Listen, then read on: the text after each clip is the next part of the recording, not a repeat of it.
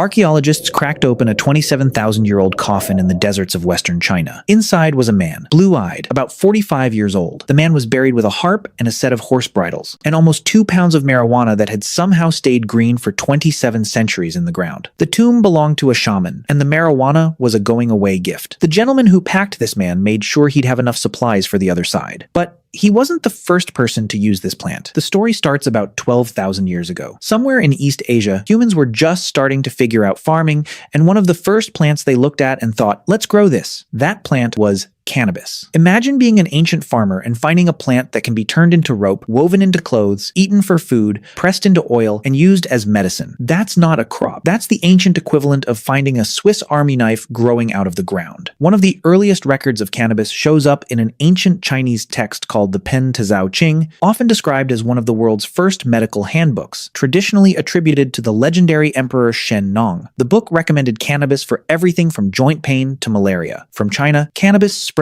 along the Silk Road. Merchants carried silk, spices, and apparently weed. One of those trade paths ran straight through the Pamir Mountains in Central Asia, and that's where the oldest proof of smoking turned up. High in those mountains, at a burial site called Jirzenkal Cemetery, researchers dug into 8 ancient tombs from around 500 BC. Inside, they found wooden braziers filled with charred stones that had been used to burn cannabis. And this wasn't just whatever grew on the hillside. This stuff was potent, way stronger than wild plants in the area. These people were choosing the strong stuff on purpose. They'd heat the stones, lay the cannabis on top, and everyone would breathe in the smoke together while they buried their dead. They were hotboxing funerals 2,500 years ago. Around that same period, a Greek historian named Herodotus was traveling through Central Asia and ran into a group of nomads called the Scythians. The Scythians were legendary warriors. They rode horses, carried bows, and apparently very enthusiastic about their smoke sessions. Herodotus watched them set up small tents, toss cannabis onto red-hot stones inside, and breathe in everything that came off. And Herodotus wrote the whole thing down, his exact words. It smolders and sends forth such fumes that no Greek vapor bath could surpass it. The Scythians, delighted. Is it just me? Or does he sound a little jealous? For a long time, historians figured he was exaggerating. Then in 1947, a Soviet archaeologist named Sergei Rudenko excavated frozen tombs in Siberia that had been sealed in permafrost for over 2,000 years. Inside, they found tent frames, heated stones, and cannabis seeds.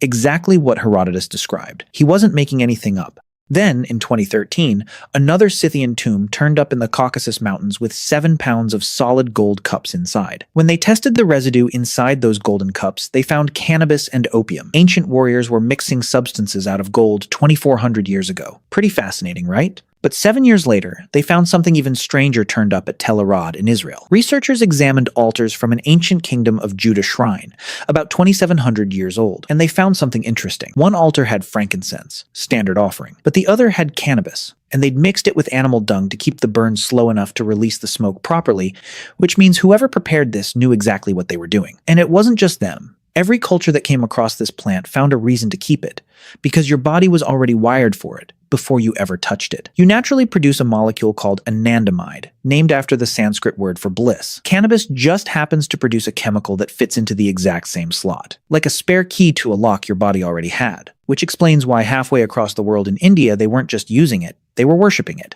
India has been using cannabis longer than almost anyone. Their oldest sacred text, the Atharva Veda, lists cannabis as one of 5 sacred plants. Lord Shiva, one of the biggest gods in Hinduism, is called the Lord of Bang, a drink made from cannabis leaves and milk. The story says after he swallowed a poison that could have ended the world, it was bhang that brought him back to calm. People still make the same drink during Holi and Shivaratri almost 3,000 years later.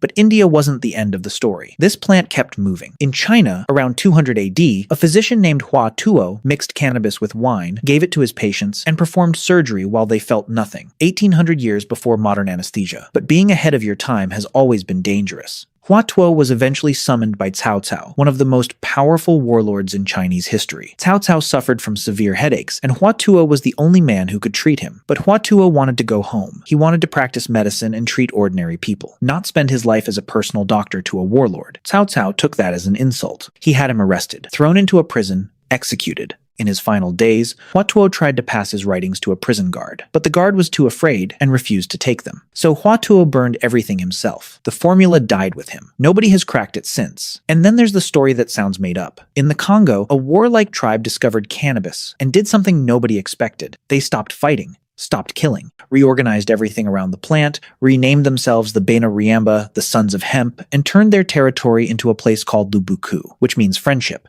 Their greeting became Moyo. Moyo meant two things at once, hemp and life. One word for both, because to them there was no difference. By the time Europeans started colonizing the Americas, cannabis had already been a backbone crop in Europe for centuries. Ships were running on it. It was used to make rope, rigging, and sails. The entire age of exploration was partially held together by hemp fiber, which is the fibrous stalk of the cannabis plant. So when settlers arrived in the New World, bringing hemp cultivation with them wasn't a cultural statement. It was just practical, like bringing wheat. It spread through the colonies fast, but there was a problem. Tobacco was more profitable, and farmers kept choosing it over hemp. The government kept asking them to plant it, but nobody wanted to grow something that paid less. The Virginia Assembly eventually stopped asking nicely and passed a law making it mandatory. Farmers were legally required to grow it. Not encouraged, it was required. That's how essential it was. For the next 2 centuries, cannabis was just part of American life, but everything changed when in 1930, a man named Harry Anslinger became head of the Federal Bureau of Narcotics. He held the job for 32 years.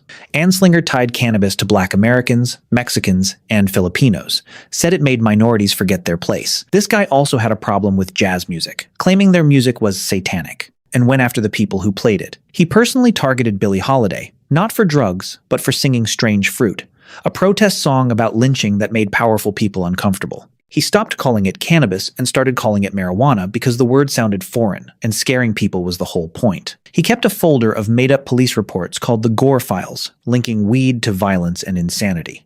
He asked dozens of doctors what they thought. Most said cannabis wasn't dangerous. He ignored all of them and went with the one who agreed. In 1937, the Marijuana Tax Act passed. In 1970, Nixon put it on Schedule 1, the same category as heroin. A plant that humans had been growing since before they learned to write was now, legally, one of the most dangerous substances on Earth. Now listen this. Years later, Nixon's own domestic policy advisor, John Ehrlichman, said something in an interview that put the whole thing in context. He said, "The administration wanted to go after 2 groups, anti-war protesters and black communities. They couldn't make it illegal to be against a war or to be black. But they could tie marijuana to one and heroin to the other, criminalize both, and arrest whoever they wanted.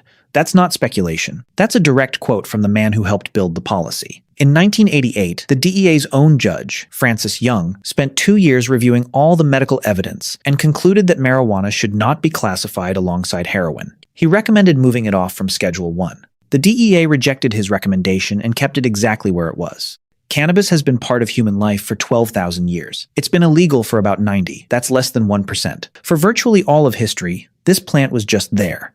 You made rope from it in the morning and burned it at a funeral in the evening.